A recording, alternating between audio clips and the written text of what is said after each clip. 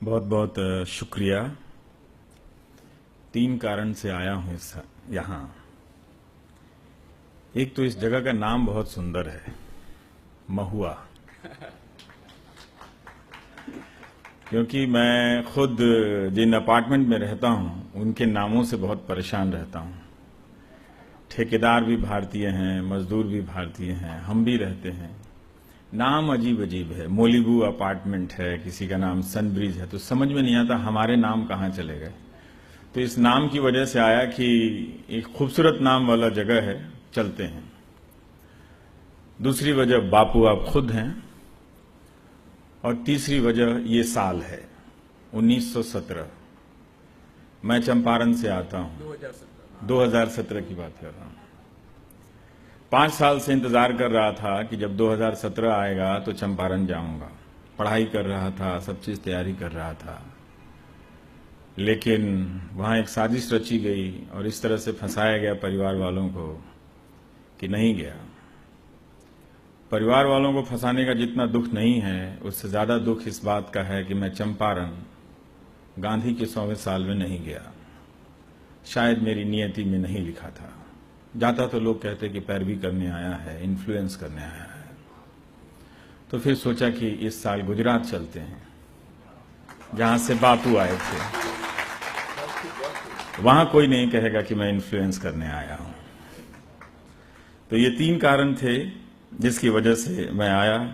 आ रहा था तो लोग कहने लगे कि तुम गुजरात जा रहे हो, संभल के जाना। मैंने कहा गांधी जब चंपारण आए बहुत हालत बुरी थी। बापू ने नहीं कहा होगा कि मोतिहारी जा रहा हूं, संभल के जाऊं। किसी ने रोका नहीं। यह भी नियति है कि जिस गणेश शंकर विद्यार्थी का नाम पुरस्कार के जरिए मुझसे जुड़ा, वही वो शख्स थे जिन्होंने चंपारण की कहानी छापी, और इसके लिए वो जेल गए। खबर देने वाले पीर मुनीस साहब थे, पत्रकार। वो खबर छापते थे और उनकी नौकरी गई 3-4 लोग, और रामचंद्र शुक्ल जो बार बार बापू से कहते थे कि आपको चंपारण चलना है।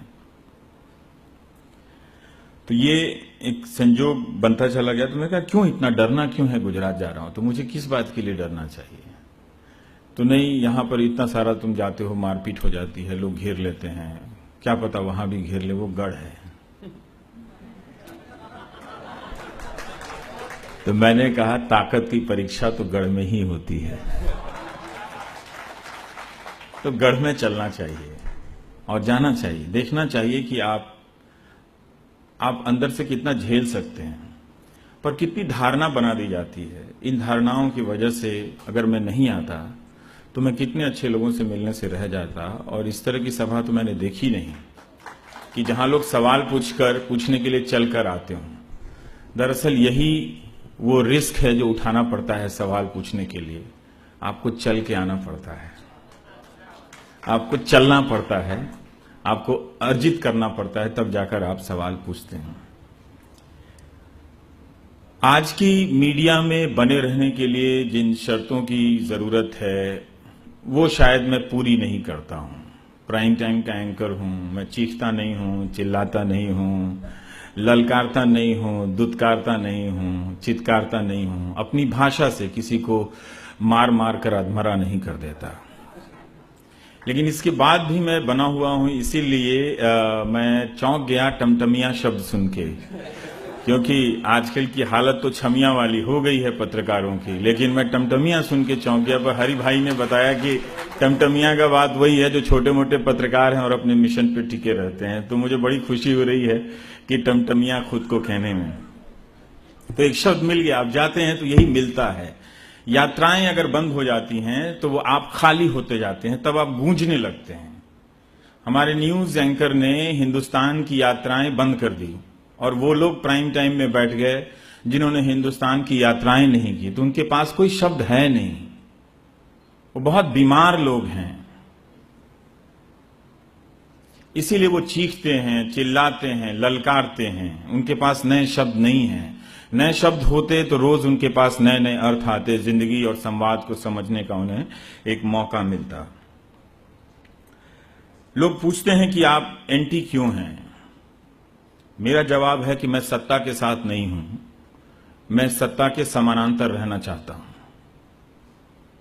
अगर ये एंटी होना है, अगर आपको आपकी परिभाषा में यही है और आपके पास यही एक शब्द है, मुझे कोई इससे ऐतराज नहीं है। दुख है कि समानांतर होने की प्रक्रिया को आप खिलाफ होना कहते हैं। किसी के सामने समक्ष होना, वो उसके विरुद्ध होना हमेशा नहीं है। विरोधी कोई और होता है, विरुद्ध कोई और होता है। पूछने वाला हमेशा विरुद्ध नहीं होता है। लेकिन आज का जो मीडिया है, उसका स्ट्रक्चर ऐसा है कि वो गोद में जाकर बैठता है। एम्बेडेड जर्नलिज्म जो है, वो इराक युद्ध के समय ये शब्द सुनने में आया। मैं आज की मीडिया को गोदी मीडिया कहता हूं। वो गोद में बैठा हुआ मीडिया है, और ये वो मीडिया है जो एक दिन आपको जला देगा। अभी आपको ये मजाक लग रहा होगा, लेकिन ठीक इसी वक्त जब आपको मजाक लग रहा है, वो आपको जला रहा है। झारखंड में पत्रकारों के ग्रुप से बच्चा चोरी की अफवाह वाले मैसेज फैलनी शुरू हुई, और एक भीड़ बनी जो एक राजनीतिक वैचारिक रूप से नियंत्रित होती है या उससे अपनी खुराक ऊर्जा पाती है। उसने पहले मुसलमानों को मारा बच्चा चोरी की अफवाह में, और फिर हिंदुओं को भी मारा। इसका मकसद यही है, इस जो प्रोजेक्ट चल रहा है, आप उसको समझिए। वो लगातार आपको आपके भीतर तरह तरह के डर पैदा कर रहा है, और एक प्रयोग हो रहा है। अभी तक हम समझ रहे थे कि ये जो भीड़ है वो सिर्फ मुसलमानों के खिलाफ है, लेकिन मारा तो हिंदू भी जा रहा है उस भीड़ के कारण। ग्रेटर नोएडा के जेवर में इसी तरह की अफवाहबाजी फैली, और भूप सिंह और जेवर सिंह पिट गए, पसलियां तोड़ दी गईं, और वो चिल्लाते रहे कि मैं मुसलमान नहीं हूं। तो ये जो राजनीति इस हद तक पहुंच गई है कि हिंदू को कहना पड़ रहा है कि मैं मुसलमान नहीं हूं, मुझे छोड़ दो। और आसपास के लोग जो खड़े हिंदू हैं, जिन्हें एक ट्रेनिंग दे दी गई है कि कोई मुसलमान मारा जा रहा है तो बोलना नहीं है, वो उस ट्रेनिंग के कारण तब भी चुप रहे जब एक हिंदू मारा जा रहा था। यही आपको समझना है कि दरअसल आप में से सत्ता जो होती है, वो हमेशा इस संभावना से डरी रहती है कि आप में से कोई कभी खिलाफ तो नहीं हो जाएगा। ये वही डर है, और उसी डर के खिलाफ वो दो बातें करता है। अपने ताकतवर होने की नौटंकी करता है, भंगिमाएं रचता है, और भीतर ही भीतर आपके भीतर डर पैदा करता है। तो ये जो सीक्वेंस चल रहा है, अब इसके चरण बड़े हो गए, इसकी कड़ियां बड़ी हो गई हैं। ये ज्यादा सुनियोजित तरीके से है, जो आपको लगता है कि कोई उच्छृंखल है, स्पॉन्टेनियस है, अपने आप होता जा रहा है। 31 दिसंबर 2000 ये जब आ रहा था तो पूरी दुनिया में बवाल मचा। इसका नाम था Y2K। मैं ये कहानी इसलिए सुना रहा हूं कि आप इस प्रक्रिया को आज की सरकार से जोड़कर मत देखिए। सिर्फ Y2K आ रहा था तो पूरी दुनिया में बहस चली कि कंप्यूटर वो जब 00 साल को देखेगा तो कोलैप्स कर जाएगा, अस्पताल बंद हो जाएंगे, रेलगाड़ियां रुक जाएंगी, मिसाइलें चल जाएंगी और दुनिया तबाह हो जाएगी। और इसके लिए अमेरिका और ब्रिटेन जैसे देशों में $1 बिलियन, कई $100 बिलियन का बजट बनाया गया, और एक ऐसा माहौल रचा गया कि उसमें सेनापति से लेकर सेनाध्यक्ष भी बयान देते मिले कि हमने वैकल्पिक व्यवस्था कर ली है और सीमा पर अपने सैनिकों को तैनात होने के आदेश वगैरह दे दिए हैं, देखा जाएगा कि ये सारी चीजें ना हो। और करोड़ों अरबों खरबों रुपए की योजनाएं बन गई, नए नए कंप्यूटर आ गए, पुराने कंप्यूटर रिप्लेस कर दिए गए, पूरा एक खेल हुआ, कमेटियां बन गई। जब 1 जनवरी 2000 नई सहस्त्राब्दी, न्यू मिलेनियम में हम प्रवेश करते हैं तो ऐसा कुछ भी नहीं होता है। तो निक डेविस नाम के एक पत्रकार ने इसकी तफ्तीश की तो पता चला कि इसकी पहली खबर कनाडा के अखबार के कोने में छोटी सी छपी थी, जिसमें एक कंप्यूटर इंजीनियर या ठेकेदार जैसा था। उसने सिर्फ एक आशंका और चिंता व्यक्त की थी कि अगर 2000 आएगा तो बहुत से कुछ कंप्यूटर ऐसे हैं जो खुद को अपडेट नहीं कर पाएंगे और कोलैप्स कर जाएंगे। लोग भूल गए कि कंप्यूटर जो है वो 99/00, मैं तकनीकी उसमें नहीं जाता, जो पढ़ के समझ में आया, ये उसी सिद्धांत पे बना, उसका मूल चरित्र है। और ऐसे तमाम वक्तों में भी जब घड़ी की सुई 00 पहुंचती है 12 के बाद, तब भी तो कोलैप्स नहीं होता है।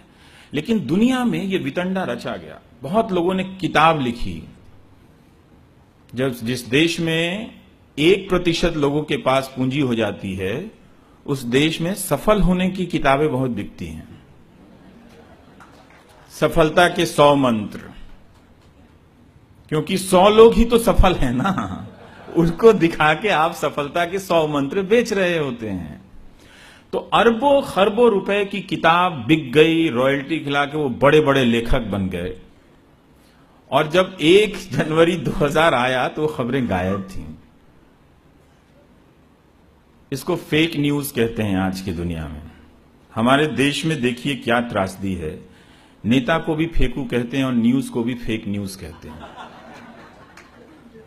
ये त्रासदी है, क्योंकि इसको जो रचता है जो समाज, और रचते हुए बर्दाश्त होता है, एक दिन सिर्फ नेता ही फेकू नहीं कहा जाएगा, एक दिन आपको फेक साबित कर दिया जाएगा।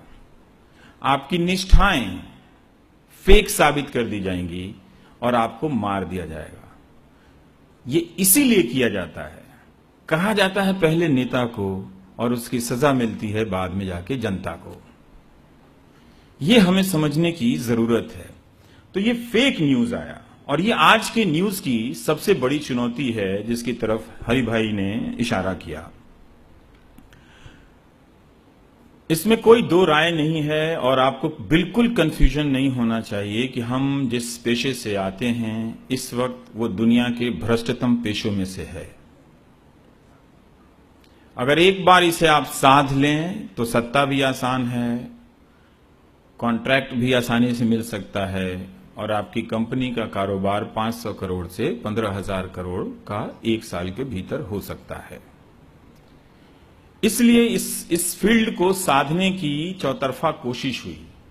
कॉरपोरेट ने की, नेताओं ने की, और खुद पत्रकारों ने की। तब जाकर हम एक परिपक्व स्थिति फेक न्यूज की यहां पर देख रहे हैं।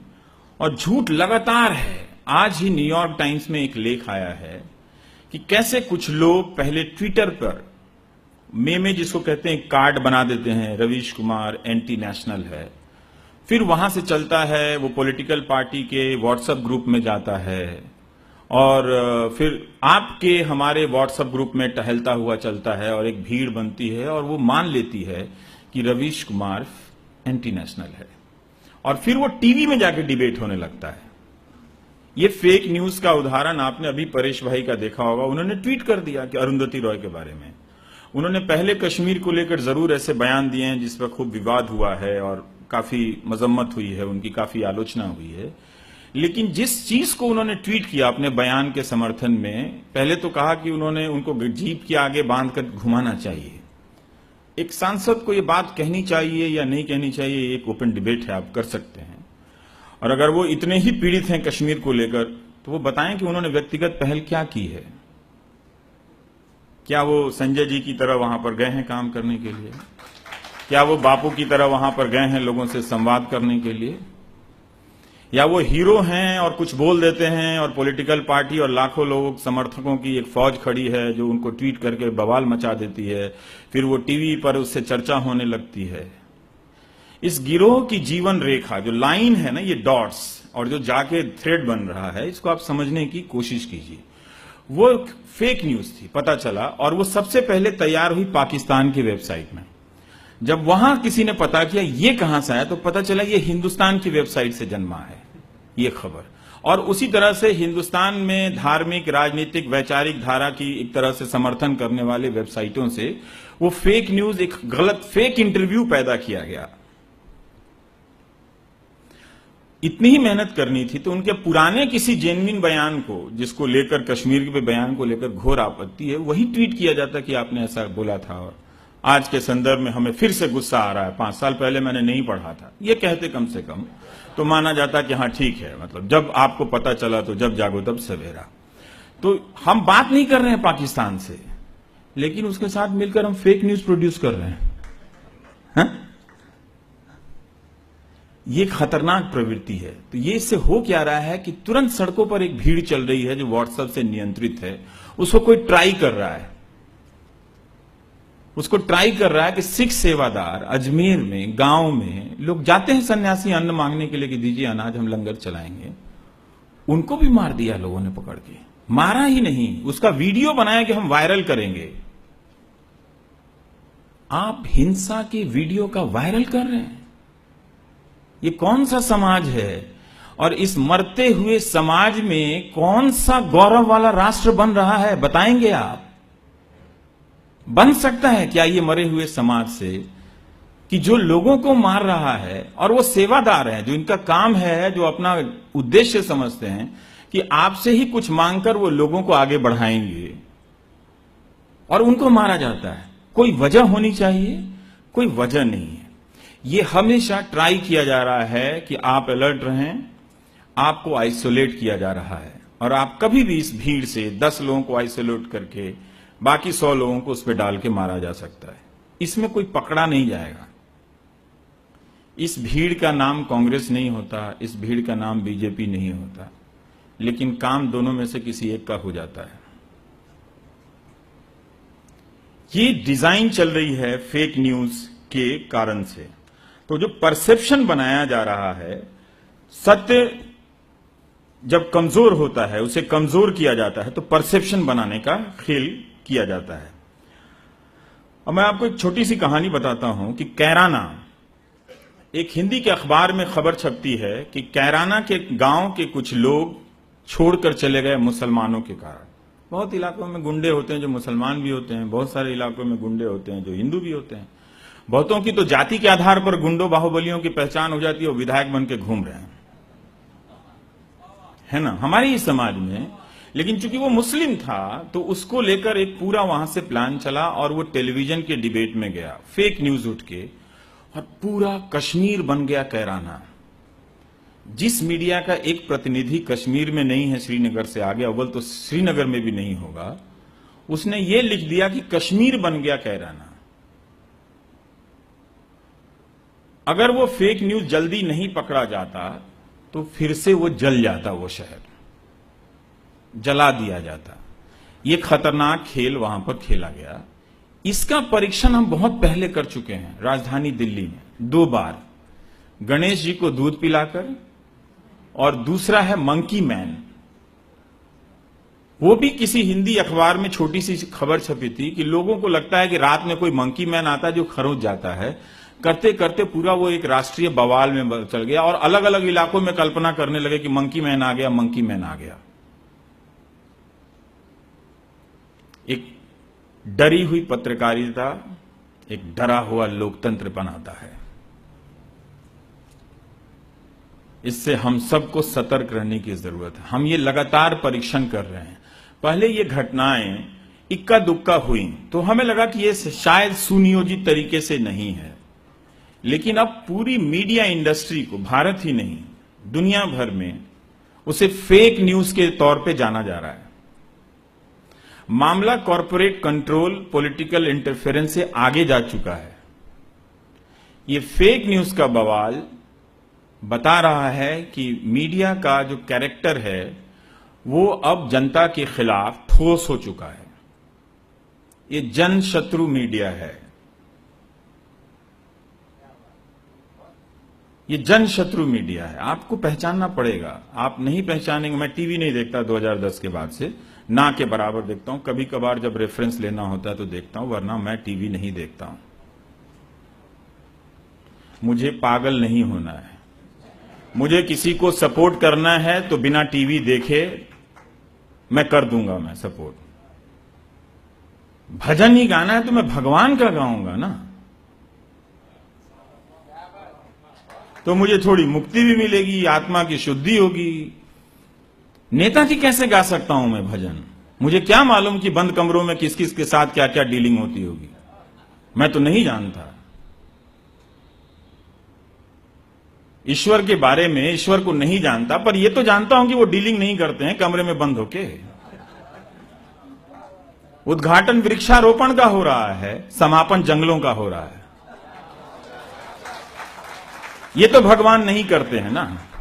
तो मैं वो अपनी आप उसे अंधविश्वास कह लीजिए या विश्वास कह लीजिए या अंधी श्रद्धा कह लीजिए, मैं समर्पित कर दूंगा। मैं चलते गुजरते कहीं मंदिर देखूंगा, नमस्ते कर लूंगा, चलूंगा, ठीक है। कल यहां सरस्वती जी दिख गई, प्रवेश कर रहा था तो एकदम साफ धवल सुंदर एक सरस्वती माता की तस्वीर दिख गई, मूर्ति दिख गई, तो नमस्ते कर लिया। बहुत दिनों से नहीं किया था, तो मैं वहां अपनी श्रद्धा अपनी अर्पित करूंगा कि मैं दूसरी जगह जिसके बारे में मैं नहीं जानता हूं उसके बारे में मैं कैसे अर्पित कर दूं। तो हम ये कर रहे थे। और आप देखेंगे कि अगर आप दिल्ली के जनपथ मार्केट में गए होंगे तो वहां पे 4 लोग खड़े रहते थे। पहले जब मैं दिल्ली आया था तो वो बोलते बोलते वो ट्रांस में चले गए, 25 25, 35 35, 40 40 टी शर्ट का दाम। तो वहां पे फेक टी शर्ट मिलते थे बड़े बड़े ब्रांड के। तो मुझे लगता था ये ट्रांस में क्यों चला गया है ये 25 25 25 करते हुए। तो उसके बोलने की मुद्रा से लोग उसमें प्रभावित होते थे और भूल गए कि ये बड़े ब्रांड से मतलब जो असली ब्रांड है उसकी नकल है, और जाके वो खरीदने लगते थे सब 25-25 रुपए में, और पहन के खुश हो जाते थे कि हमने कुछ वर्साचे पहन लिया या वो ह्यूगो बॉस का टी शर्ट पहन लिया, जो भी ब्रांडेड कंपनियां उसके पहन लिया। तो वो हमेशा ट्रांस में चले। आप जाएंगे ना तो उस 10 लोगों की दुकानें हैं और 10 दुकानों में एक ही तरह के टी शर्ट हैं और 10 दुकान में बेचने वाला एक ही तरह से बेच रहा है, 25 25 25 25। यही आपका टेलीविजन है, यही आपका प्राइम टाइम है, वो जनपथ मार्केट है। आप समझिए उसको। ये जितने भी लोग संवाद कर रहे हैं भारत की आत्मा से खिलवाड़ कर रहे हैं, जितने भी एंकर हैं, और नाम भारत का ले रहे हैं। किसी गली में गए नहीं होंगे, अगर आप किसी गली में उन्हें खड़ा कर देंगे तो चक्कर आ जाएगा उनको। लोगों के साथ कह दिया जाए कि आप यहां बैठकर कथा सुन लीजिए बात, तो उठ के चले जाएंगे, इतनी बेचैनियों से भरे हुए हैं। और वो लोग 25-25 की मुद्रा में आपकी पूरे भारतीय परंपरा को बर्बाद कर रहे हैं। तो मैं ये कह रहा था कि भाव यही है, सस्ता है ले लो, और नकली है लेकिन खरीदो, लेकिन महसूस करो कि आप ओरिजिनल और असली पहनकर घूम रहे हैं। मीडिया की जब स्वायत्ता समाप्त होती है, हमारी स्वायत्ता समाप्त हो चुकी है, सापेक्षिक है, अपवाद स्वरूप है, लेकिन हमारी स्वायत्ता समाप्त हो चुकी है। और ये प्रक्रिया के तहत होती चली आ रही थी, आज संपूर्ण हो चुकी है। इसको सिर्फ आज से ही जोड़ के ना देखें। पिछले 20-22 साल में, हालांकि आदर्श स्थिति तो कभी नहीं थी, जब बापू चंपारण गए तो दूसरा काम उन्होंने किया था कि सारे अखबार के संपादकों को लिखा था कि अपने रिपोर्टर मत भेजना, मैं अपना काम करूंगा और मुझे जो जरूरी लगेगा वो मैं बता दूंगा। गांधी ने ये बात क्यों कही थी? क्योंकि उन्हें मालूम था कि ये जो मीडिया है वो अंग्रेजों की पिट्ठू मीडिया है, इसलिए इसको दूर रखो। बाकायदा चिट्ठी लिखकर उन्होंने कहा था कि इस मीडिया को दूर रखो। आप कहते हैं गांधी जिंदा नहीं है? ये जो पार्सल भेजने वाले ने जो 400 का जो एजेंट है, अभी जो गुजरात संदेश के मालिक को लिखा था उसने, वही तो गांधी हैं। कैसे नहीं गांधी जिंदा है इस देश में? तभी तो नहीं मरे ना गांधी, और ना कभी मरेंगे। वो इसलिए कि वो जनता के बीच से, जनता की आत्माओं से जुड़े हुए नेता थे, और उन्होंने अपनी बात किसी के खिलाफ, किसी की कीमत पे नहीं कही, बल्कि जो उन्हें सत्य लगा उसकी कीमत पे कही। और यही किसी को भी जब गांधी मिल जाते कमजोर क्षणों में, तो इसी वजह से उन्हें हिम्मत आ जाती है। तो हुआ यह कि उसकी स्वायत्तता समाप्त हो गई है, तो अब वो क्या ड्रामा कर रहा है? अब वो कह रहा है सेना का सम्मान करो। जो मीडिया अपना सम्मान नहीं कर सकता, वो सेना का सम्मान करने के लिए रोज कहता है। वो सेना का भी सम्मान नहीं करता है। जंतर मंतर पर जब 1 रैंक 1 पेंशन के लिए बुजुर्ग सैनिक परिवार जब धरना दे रहे थे और उनकी वर्दी फाड़ दी गई, मेडल फाड़ दिए गए, तब वो मीडिया वहां नहीं गया। 2 महीने तक वो लोग वहां बैठे रहे, मीडिया उनके पास नहीं गया। गया कभी कभार के लिए गया, औपचारिकता के लिए गया। लेकिन जब एक शहीद की जब ताबूत में लौटता है, तब उसका राष्ट्रवाद जगता है। उस दिन चीखता चिल्लाता है, उसके बाद नहीं जाता देखने कि उसके बच्चों को अच्छे स्कूल में एडमिशन मिला कि नहीं मिला। तुरंत एक नायक ढूंढता है, तुरंत एक खलनायक ढूंढता है, और ये तुरंत तुरंत की संभावनाओं को हर वक्त बनाकर रखता है। जैसे लगता है कि अगर आप आज अभी तक जाकर वहां पर माला नहीं चढ़ाए गए तो आप खलनायक घोषित कर दिए जाएंगे। वो सेना का इस्तेमाल कर रहा है, वो युद्ध का ऐलान कर रहा है।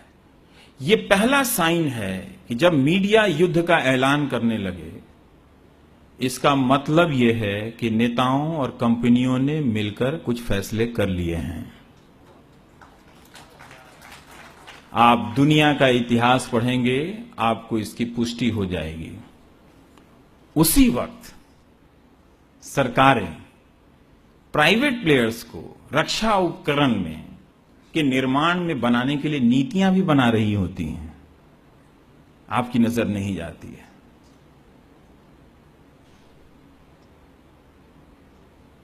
जो प्राइवेट प्लेयर्स सभी इतने हजार हजार करोड़ के घाटे में हैं, जनता का पैसा लेकर बैठ गए, उनको ये छूट दी जाती है। तो ये एक डिजाइन है। 2003 में जब इराक वॉर हुआ तो ब्रिटेन के बहुत कम सैनिक मारे गए, 200 से भी कम मेरे ख्याल से शहीद हुए होंगे। फिर भी वहां पर इस बात को लेकर हंगामा हुआ कि क्या ब्रिटेन के अमेरिका के साथ किसी युद्ध में शामिल होने का फैसला सही था। इसके लिए सर चिलकॉट की कमेटी बनी, जिस कमेटी ने 8 साल तक, यहां तक कि उस प्रधानमंत्री को भी बुलाकर पूछा और उनसे सवाल जवाब हुआ दस्तावेजों के आधार पर कि आपने जो देश को बताया कि हमें इराक पर हमला करना चाहिए क्योंकि वहां वेपन ऑफ मास डिस्ट्रक्शन है।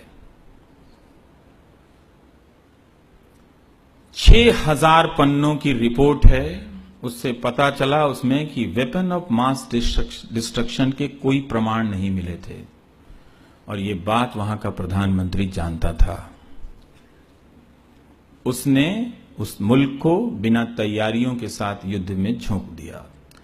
जिस वक्त जिस प्रेस कॉन्फ्रेंस में पिछले साल जुलाई के महीने में यह रिपोर्ट पेश की जा रही थी, उसी वक्त उन सैनिक परिवार के लोग भी थे जो शहीद हुए थे। उन लोगों ने कहा टोनी ब्लेयर आतंकवादी है। और सन अखबार जो पहले छापा था, सन विथ ब्लेयर, उसने लिखा कि इसके पास, ब्लेयर के पास झूठ का वेपन ऑफ मास डिसेप्शन है। ये धोखे का मास वेपन है। ये उनको वेपन ऑफ मास डिसेप्शन कहा, डिसेप्शन धोखा देना। तो पत्रकार जब उस सत्ता के साथ हो जाए, समानांतर नहीं रहे, सेना, कॉरपोरेट और सरकार, ये बड़ा खतरनाक कॉम्प्लेक्स होता है जब मिल जाता है। तो इसका मतलब आपके नागरिक अधिकारों का हनन होने जा रहा है, और पूरी तरह से जो व्यवस्था है, जो 4 लोगों की व्यवस्थाएं हैं, जो 1% लोग जो अमीर हैं, जिनका कब्जा है 60% संसाधनों पर, हिंदुस्तान में या दुनिया में कहीं भी यही अनुपात है, तो उन लोगों का काम आसान होने लगता है। तो लोग फेक हो गए हैं। अब देखिए, अब किसानों को विस्थापित कर दिया गया है मीडिया से। जगह जगह की समस्याएं हैं, वो दिल्ली तक नहीं पहुंच रही हैं। इसका कारण है कि हर जगह से रिपोर्टर हटा दिए गए हैं। मेरे पास ही इतने शिकायतें आती हैं कि आप ये कर लीजिए, हमारे साथ ये हो गया, यहां परीक्षा में नकल हो गई है, यहां पर आज भी यहां पर हमें घूस देकर पीजी के एडमिशन में करोड़ों करोड़ों रुपए के घूस देने पड़ रहे हैं डॉक्टरी की पढ़ाई करने के लिए, कि मैं संभाल नहीं पाता हूं। तो मैं ये सोच रहा हूं कि ये मेरे पास क्यों आता है, क्योंकि बाकी एंकर ने उतना पब्लिक में एक्सेस नहीं देते। मैं एक्सेस दे के भी बाकी लोगों के सवाल पे उतनी रिपोर्टिंग नहीं कर पाता, ना उठा पाता हूं, क्योंकि नहीं कर सकता, संभव नहीं है। तो हर जगह का जब रिपोर्टर होता था सूचनाएं आती थी, अब सूचनाएं गायब कर दी गई हैं, तो पब्लिक में एक फ्रस्ट्रेशन फैल रहा है। और जब सूचनाएं गायब कर दी गई तो सारी इंडस्ट्री जो है ना वो परसेप्शन से चल रही है।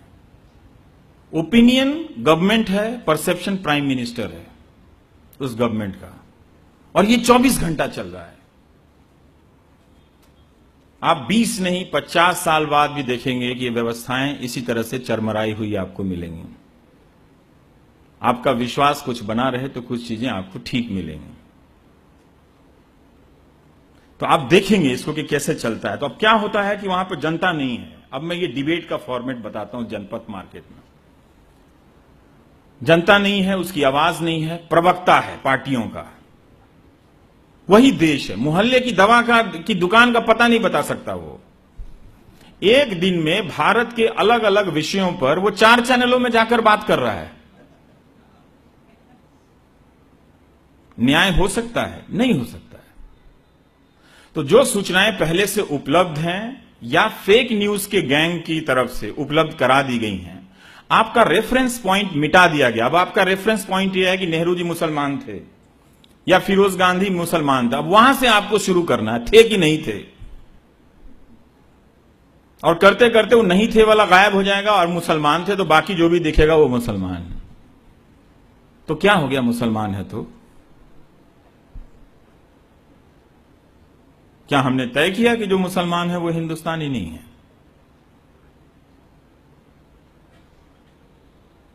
ये हमने तो कहीं तय नहीं किया। लेकिन किसी को चिन्हित करने के लिए वो मुसलमान होना उसका क्यों जरूरी है?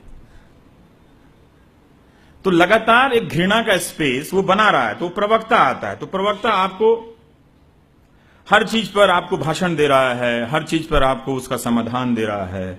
और जो पब्लिक है उसको ये बताने के लिए कि वो पब्लिक है, वो किसान है, वो मर रही है, वो दिल्ली में आकर बैठते हैं, अपना वस्त्र उतार देते हैं, स्टेशन से चूहे पकड़कर मुंह में दबाते हैं।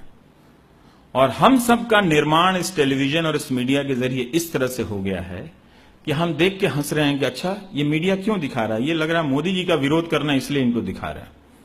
ये भी कैंपेन चला कि कुछ मीडिया जो है उन किसानों को फेक साबित कर दिया गया, अभियान चला के कि नकली किसान है, जहाज से आए थे।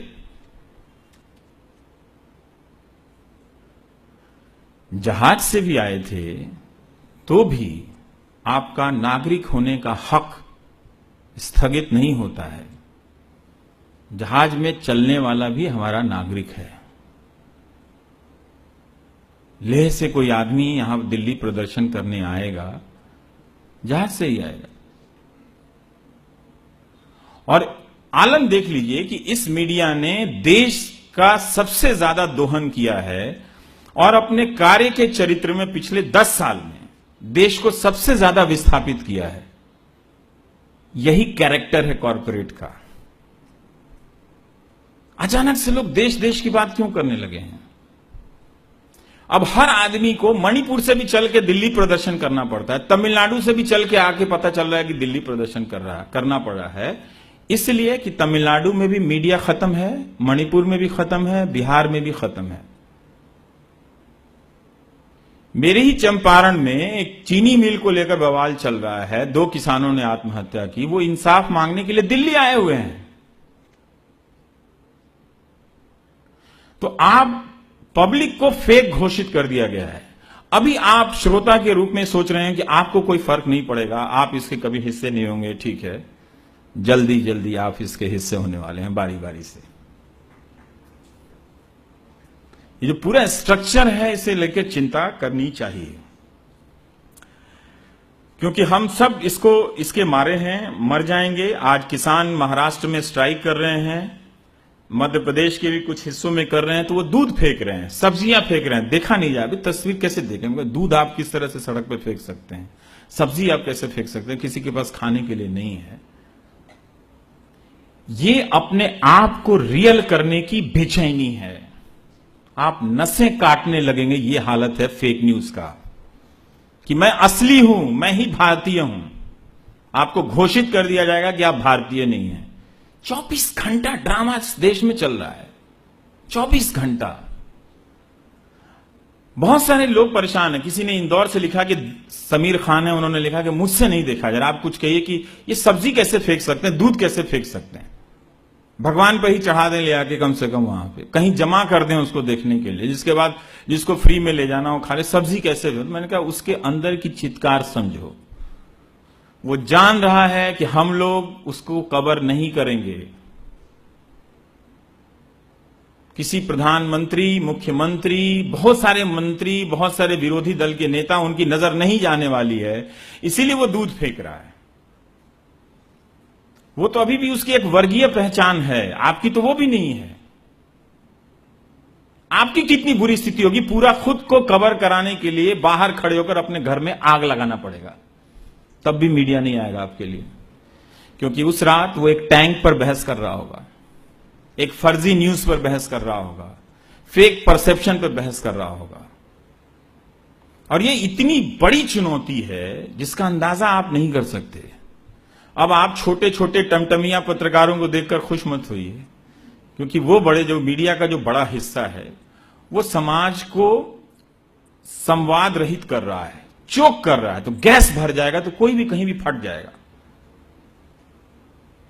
कोई सड़क पे भात और दाल बिछा के खाने लगेगा, कोई नंगा हो जाएगा, कोई सब्जी फेंक देगा, कोई दूध फेंक देगा।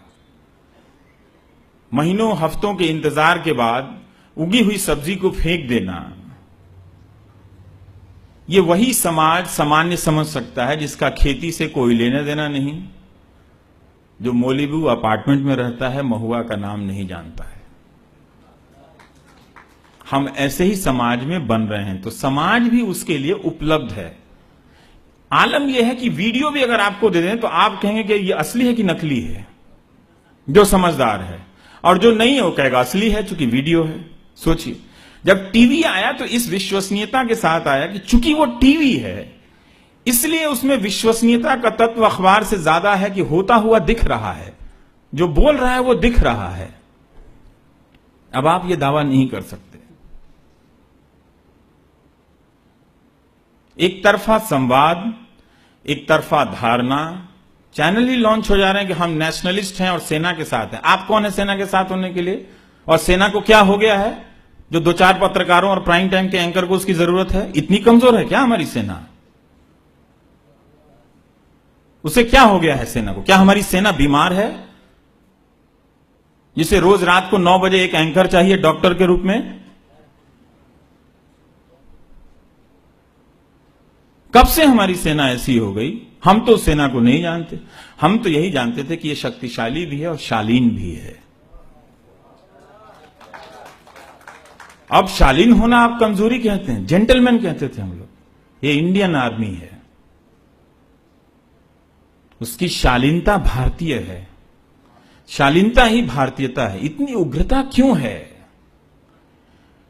मैं आपको अपनी बिरादरी का हाल बताता हूं।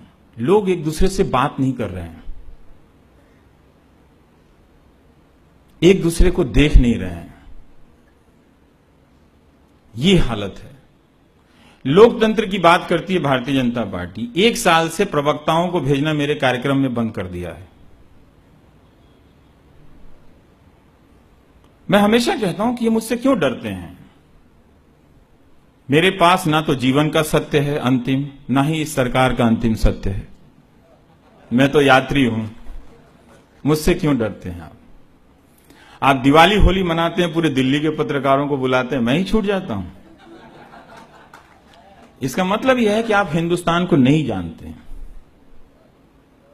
आपकी 4 दीवारी के भीतर जितनी बड़ी होली और दिवाली नहीं मनती है, उससे लाखों गुना बड़ी होली और दिवाली आपकी 4 दीवारी के बाहर मनती है।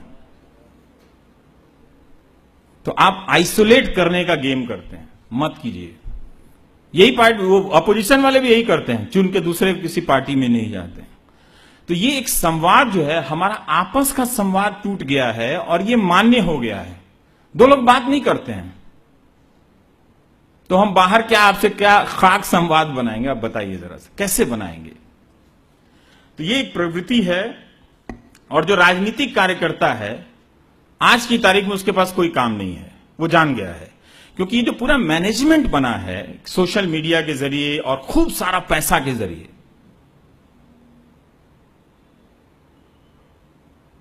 अगर काला धन खत्म हो गया है, आप लोग जाइए चुनाव लड़ लीजिए, जीत जाएंगे। क्योंकि राजनीति से धन भी खत्म हो गया होगा। दिखता है आपको कहीं पे? नहीं दिखता है। तो ये जो सोशल मीडिया के जरिए कार्यकर्ताओं की भी हैसियत खत्म हो गई है।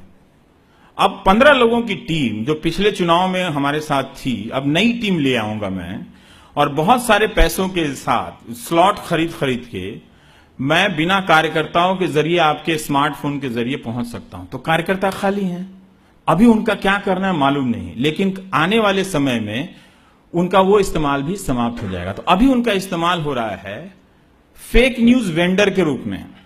उनको व्हाट्सएप ग्रुप बनाने के लिए कहा गया है जहां वो 24 घंटे फेक न्यूज बांट रहे हैं और वही समझ रहे हैं ये उनका राजनीतिक काम है। बड़ा अलग और बड़ा अच्छा काम है राजनीति, उसमें तमाम कमियां और बुराई होने के बावजूद वो सचमुच एक असाध्य और मुश्किल काम है, आसान नहीं है। इतनी तरह की परीक्षाओं से गुजरते हुए आप जाके नेता बनते हैं और इतने तरीके के समझौते से करते हुए, तो वो उसको एक वेंडर के रूप में बनाया गया है जो बांट रहा है सारा चीज।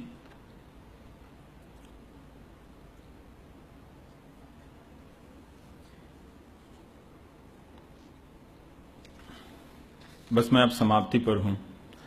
वो आपको पहुंचा रहे हैं, तरह तरह का स्लोगन रच रहे हैं लोग, पर इसका समाधान क्या है? आप देखेंगे कि इसी वक्त हिंदुस्तान में बहुत सारी ऐसी वेबसाइट है जो फेक न्यूज से लड़ रही है और दुनिया भर में अभी फेसबुक ने भी कहा है कि जहां से फेसबुक की चीजें फेक न्यूज की चलती हैं कि हम इसको काट छाट करेंगे। बीबीसी ने कहा कि हम स्लो न्यूज लेकर आएंगे, हम रुक जाएंगे, थोड़ा ठहर जाएंगे, चीजों को पता करेंगे, फिर हम खबर देंगे। क्योंकि जो सचेत लोग हैं वो समझ गए हैं कि ये भीड़ लगातार इसे अनियंत्रित होने का प्रशिक्षण देंगे तो एक दिन हम सब इसमें जलने वाले हैं, हम ही एक दूसरे को जलाएंगे। सबको जिसको डरना है वो डर गया है इस फेक न्यूज के बाजार से। और जब तो अमेरिका, वहां पर स्लो न्यूज का कॉन्सेप्ट आया है। बीबीसी ने एक सर्वे भी किया कि 83% जो दर्शक है भारतीय इस बात से चिंतित रहते हैं कि ये असली है कि नकली है। मतलब सारा खेल इसमें आ गया। तो वहां के पत्रकारों ने क्या हुआ कि किस तरह से मीडिया को जो लोग सवाल समानांतर चलते हैं तो डराते हैं। तो ट्रंप साहब आए, बोले कि हम व्हाइट हाउस में, पत्रकारों की जो एक परंपरा थी कि राष्ट्रपति वहां काफी प्रेस कॉन्फ्रेंस करते हैं उनकी तरफ से, या व्हाइट हाउस में 200 प्रेस कॉन्फ्रेंस हो जाती है। तो उन्होंने पत्रकारों से बात करना शुरू किया। उन्होंने पूरी मीडिया को फेक न्यूज भी घोषित कर दिया, जैसे यहां बाजारू मीडिया कहा गया। उसी मीडिया के सहारे चल रहे हैं, उसी को बाजारू कह रहे हैं। वो व्यक्ति बहुत मायावी और सत्य बोलने वाला भी लगता है। उसने इस्तेमाल भी किया और लोगों के सामने बोल दिया, फिर भी लोगों को दिखा नहीं कि ये बाजारू है जिसका मैं इस्तेमाल कर रहा हूं। दिख जाना चाहिए था लोगों को। तो ट्रंप ने बोल दिया सबको ये लोग फेक न्यूज हैं। और ये लोग करते हैं, ये मत समझिएगा कि मीडिया इनके आने से पहले फेक न्यूज नहीं कर रहा था। मैंने मंकी मैन का आपको बता दिया और गणेश जी का आपको बता दिया इसी हिंदुस्तान में, और Y2K का बता दिया। आप कभी Y2K सर्च कीजिएगा, कितना यहां के अखबारों में छपा होगा। और जिन देशों ने उस खबर पर ध्यान नहीं दिया, उन्होंने उनका पैसा, एक पैसा भी खर्च नहीं हुआ और वो खतरा टल गया। तो अब इस कॉम्प्लेक्स में एक और चीज हो रहा है साथ में। देखिए, जब राजनीति में जब धन आ रहा था, लोग कहा, तो कुछ लोग थे उस वक्त कहते थे कि पॉलिटिक्स में पैसा का क्या रोल है इसमें नहीं है। तो फिर कुछ लोग कहे नहीं, चुनाव जीतना है, हमें सत्ता में आना है, नहीं तो बिना पैसे का कैसे होगा। धीरे धीरे आया तो वो धन बन गया काला धन। अब क्या हो रहा है, एक और खेल हो रहा है कि धर्म का बहुत इस्तेमाल हो रहा है धीरे धीरे। एक दिन आएगा जब इस राजनीति में धन का इस्तेमाल इतना हो जाएगा कि लोग उसे काला धर्म कहेंगे, और ये भी लड़ाई चलेगी कि राजनीति से काला धन और काला धर्म दोनों हटाओ, और वो दिन हमारे खोखला हो जाने का अंतिम दिन होगा। क्योंकि आध्यात्मिक शक्तियों का और संतों का समाज में होना जरूरी है। भले मैं जाऊं या ना जाऊं वो अलग बात है। जिंदगी से जुड़ी हमारी तमाम बेचैनियां, जिनका अंतिम समाधान भले ना वहां मिलता हो, आराम जरूर मिलता है, उनका होना बहुत जरूरी है। आज आप हर संत को मैं देख रहा हूं कि वो सरकार का काम कर रहे हैं, सरकार के एजेंसियों में घुस गए हैं और हमेशा सरकार के प्रतीक बनते चले जा रहे हैं। ये अच्छा नहीं है, क्योंकि हमें संतों की जरूरत है। जो नास्तिक हैं, मैं कर्मकांडी आदमी नहीं हूं, बहुत पूजा पाठ वाला आदमी नहीं हूं, लेकिन फिर भी मुझे लगता है मैं नास्तिक नहीं हूं। पढ़ता लिखता रहता हूं धार्मिक चीजों को भी।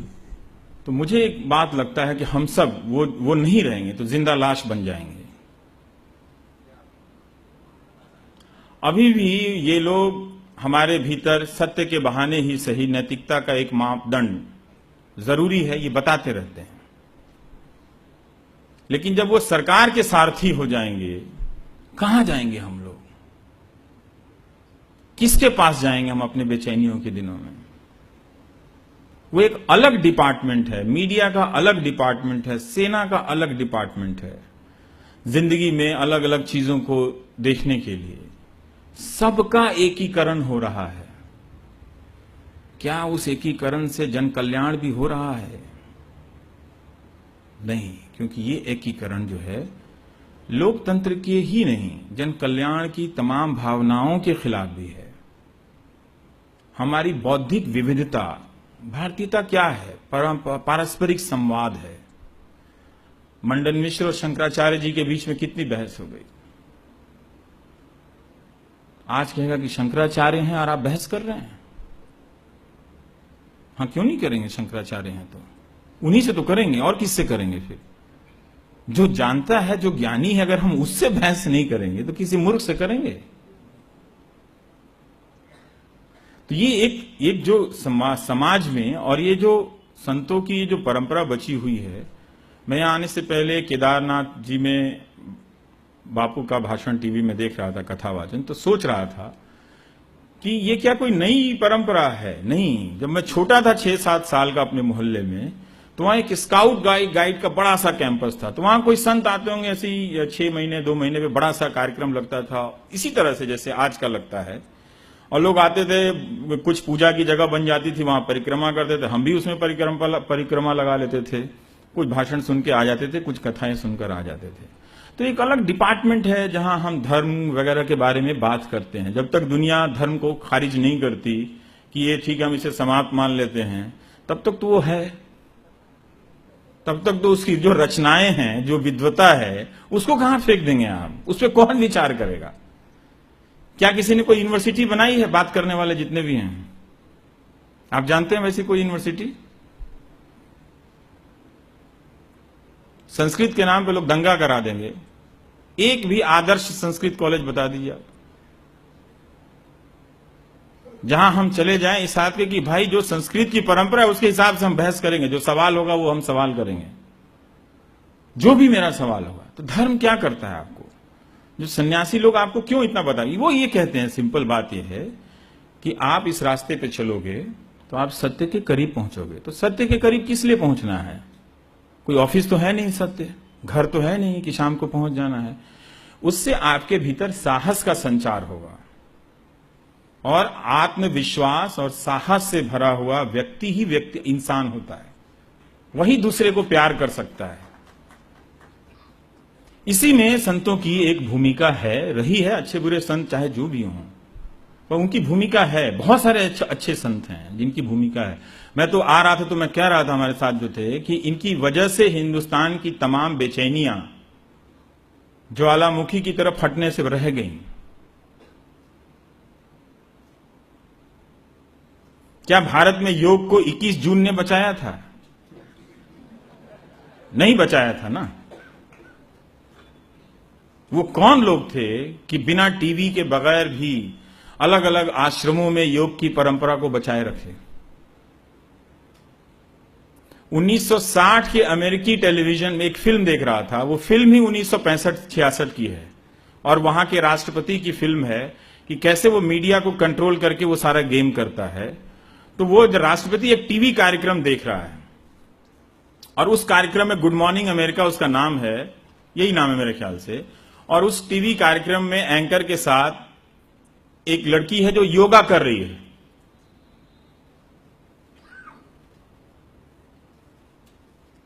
तो कैसे पहुंच गया योगा वहां 1960 में? तो एक डिफरेंट फेक रियलिटी आपको यकीन दिलाई जा रही है कि आज से ही मंगलवार से, पिछले मंगलवार से आप सेना का सम्मान करने लगे हैं। मत रहिए, थोड़ा कॉन्फिडेंस में रहिए, आप धर्म के करीब जाइए, सत्य का अनुसंधान कीजिए, साहस लाइए, आत्मविश्वास लाइए। एक दूसरे से प्यार कैसे बढ़ेगा? इतने शक्की हम लोग हो जाएंगे एक दूसरे से करने, तो हासिल क्या हो गया? इतना शक्की, इतना नफरत, इसकी जरूरत नहीं है। थोड़ा मुस्कुराइए भी। मैं आसपास के अपने पत्रकार मित्रों को देखता हूं, मुस्कुराते तक नहीं है। भाई समर्थक ही हुए हो, नेता थोड़ी हो गए हो। तुमको जनता ने वोट दिया है, क्यों मर रहे हो अपने आप को? हंस के भी, हाय हेलो करके भी समर्थक हुआ जा सकता है कि नहीं हुआ जा सकता है? तो जो जिसके पास सत्ता नहीं है उसकी तलखी तो मैं समझ सकता हूं, जिसकी है वो क्यों तलख बैठा हुआ है? वो क्यों नहीं मुस्कुरा रहा है? क्योंकि मीडिया हमेशा आपको आज का वो नफरत के वातावरण में रखना चाहता है। वो चाहता है कि ये जो तलखी है, ये जो चिढ़ है किसी ना किसी को लेकर, वो बनी रहे। क्योंकि ये जो एक बार बन गई ना या मजबूती से, तो उसका हम कभी भी इस्तेमाल कर सकते हैं। उसका हम सिख भाइयों के खिलाफ भी इस्तेमाल कर सकते हैं, रवीश कुमार के खिलाफ भी इस्तेमाल कर सकते हैं, बापू के खिलाफ भी इस्तेमाल कर सकते हैं। और आप किसी हिंदू के खिलाफ भी, गंगेश और गुंजन के पिताजी कहते रहे कि मत मारो यार, ये मेरा बेटा है, पोता है, मार दिया पत्थर से उस भीड़ ने। बताइए, उठा के अंतिम पत्थर मार के सर पे मार दिया। उसकी दादी ने कहा कि मेरे पोते को इतना मार दिया, मुझे तो छोड़ दो। अब तो जागिए, इस हिंसा से हमको क्या हासिल है? क्यों सत्ता में बैठे हुए राजनीतिक दलों के प्रवक्ताओं की भाषा में इतनी तलखी है? इतना झूठ, इतना सारा चीज क्यों है भाई? थोड़ा हंसा भी कीजिए, दिवाली होली में बुलाया भी कीजिए। ये और बात है, मैं गया नहीं उनसे कहने के लिए कि आप क्यों नहीं मुझे बुलाते हैं। मैं उनसे ये भी नहीं कहने गया कि आप मेरे कार्यक्रम में अब क्यों नहीं आते। मैं उनकी भावना का सम्मान करता हूं। मैं भी एक लीला देख रहा हूं कि जिस वक्त आप अपने आप को सर्वशक्तिशाली होने के क्षण में महसूस कर रहे हैं, उसी वक्त में एक मामूली पत्रकार से आप डरे हुए हैं। तो मैं दूर से देख रहा हूं कि दरअसल आपके पास सत्ता है पर ताकत नहीं है। दरोगा और इनकम टैक्स के ऑफिसर के दम पर बहुतों को डराया जा सकता है। उस डर का आप क्या करेंगे जिससे आप खुद डरे हुए हैं? तो इस डर से मुक्ति कैसे मिलेगी? मुझे, आपको या उनको? मोहब्बत से।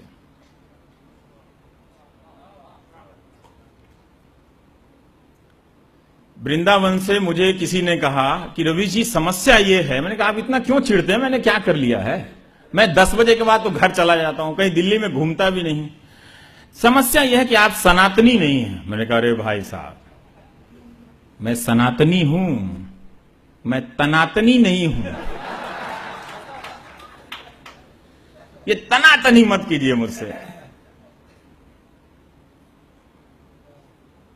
और मुझे ही नहीं, आप अपने समर्थक एंकरों को, अगर आपने उन्हें समर्थक ही कह लिया तो कहिए कि यार थोड़ा मोहब्बत बांटा करो, मेरी सरकार है, कुछ अच्छी चीजें भी बटें।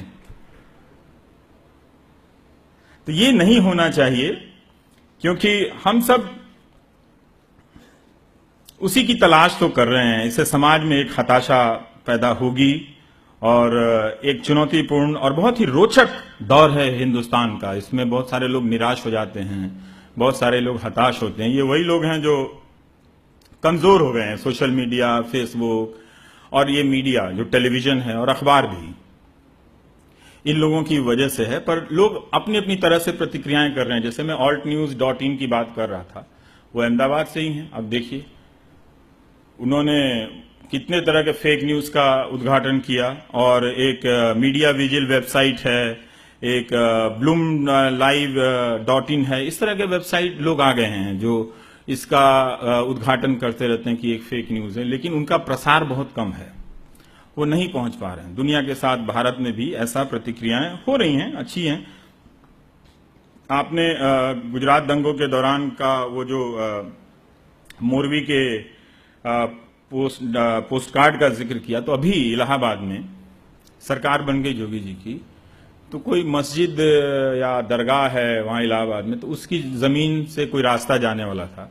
तो पहले का विवाद था और विवाद सलझ गया कि जिसने मस्जिद बनाई थी उसने झूठ बोला था, तो कोर्ट का फैसला हो गया, तो उन्होंने साफ कर दिया, रास्ता बन गया। लेकिन वो मार्केट कॉम्प्लेक्स से वो रास्ता नहीं टकराता था, तो मीडिया ने लिख दिया कि इलाके में तनाव फैल गया है और ये हो गया है, वो हो गया है। तो व्यापारियों ने कहा कि भाई वो जो रास्ता बना है उसका तो मस्जिद से कोई लेना देना नहीं, ना दरगाह से, और हम में उसमें तनाव कब हो गया।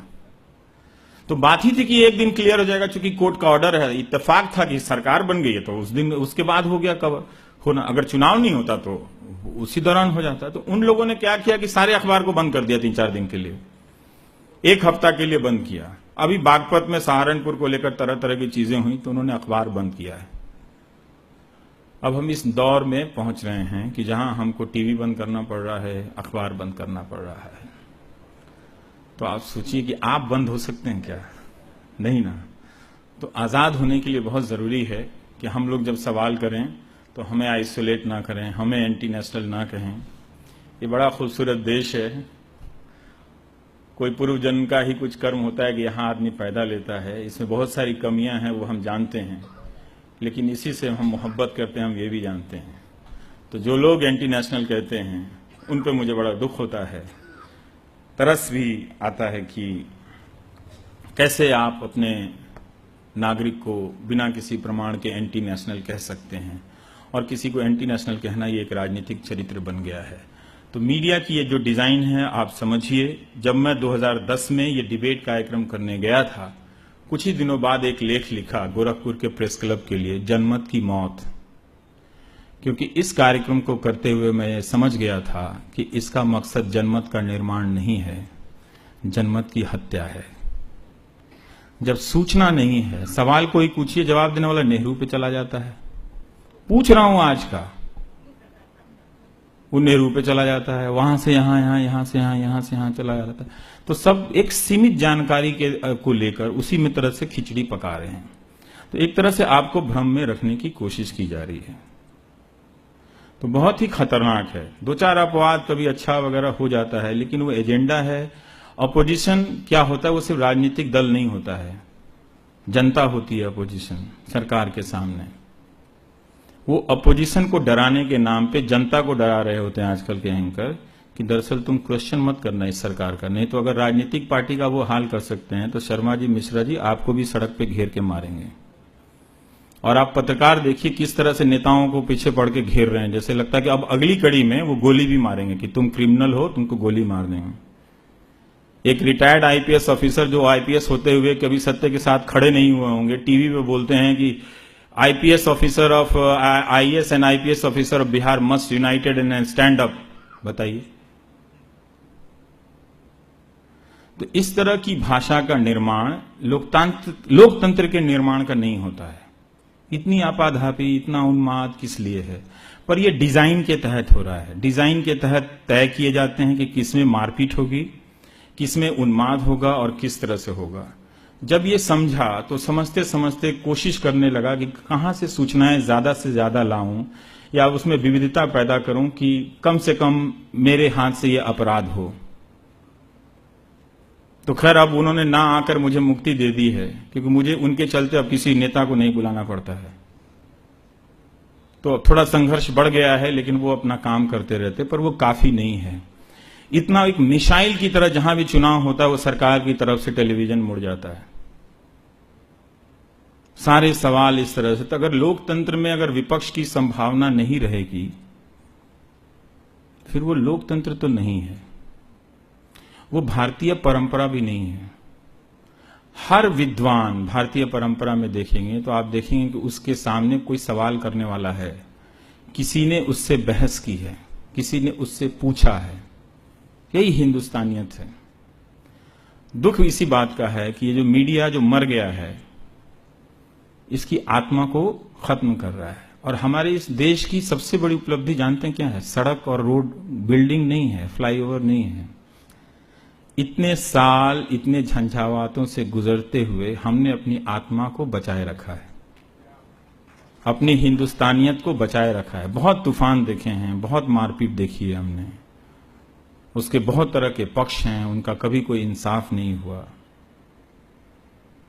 आज कोई भी सरकार बहस बहुत कर सकती है, एक संस्था आपके सामने खड़े करके नहीं दिखा सकती है कि यहां से मैं हट भी जाऊंगा तो भी ये आपके साथ न्याय करेगी ये संस्था। आप बिना पैरवी किए हुए यहां आ सकते हैं, अपने तथ्यों और सत्यों के आधार पर इंसाफ पाकर जा सकते हैं, चाहे वो आपकी अदालत हो, चाहे वो आपका मीडिया हो, चाहे वो आपकी संसद हो। ये बात मैं बिना डरे कह सकता हूं। आपकी मर्जी, आप एंटी मोदी कहें, एंटी नेशनल कहें। मैं इतना कह सकता हूं कि मैं मोदी जी का भी उतना ही सम्मान करता हूं, पर उससे ज्यादा हिंदुस्तान का करता हूं। Thank you.